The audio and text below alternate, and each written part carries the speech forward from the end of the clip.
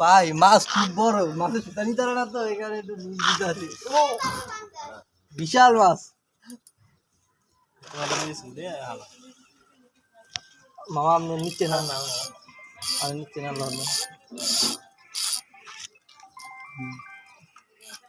ঠিক আছে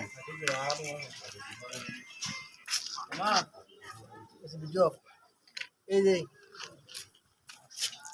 মাছ ভাই, কয় কেজি হবে?